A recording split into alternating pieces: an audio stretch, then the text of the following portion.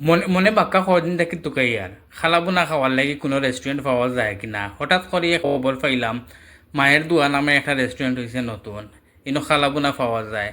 তো রান্দা বাড়া বাদ দিয়া সোজা গেলাম কি রেস্টুরেন্টও গিয়া দেখলাম তারা ইনো নিমকি জুলাফি সকলটাও আছে। আর বাঙালি রেস্টুরেন্ট হইব আর দই তাবো না এলা কোনো কথা নাই।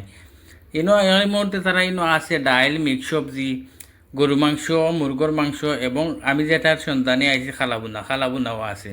তো ইনো আমি খালাবুনা নিছি 1 প্লেট লগে আনলিমিটেড রুটি এবং সালাদ মাত্র 10 টিয়াল।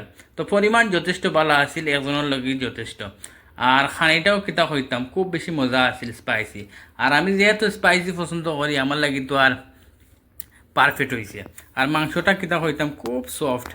আর আনলিমিটেড রুটি আসিল, তবে আমি রুটি একটার বেশি খাইতাম পারছি না, তেল ছাড়া রুটি দিছে তারা। আর মালিকও আসলা ব্রাহ্মণবাড়িয়ার খুব বালা, খুবই আন্তরিক, এবং স্টাফ যারা আসলা তারাও খুব আন্তরিক, খুবই ক্লিন। রেস্টুরেন্টটা খুব ভালো লাগছে, সাজাইল গুছাইল। আর সব মিলাইয়া বালা একটা অভিজ্ঞতা হয়েছে খালাবুনাটা খাইয়া। এর আগে আমি কোনোদিন খালাবুনা খাইছি না, খালাবুনা সম্পর্কে আমার কোনো এক্সপিরিয়েন্স নাই।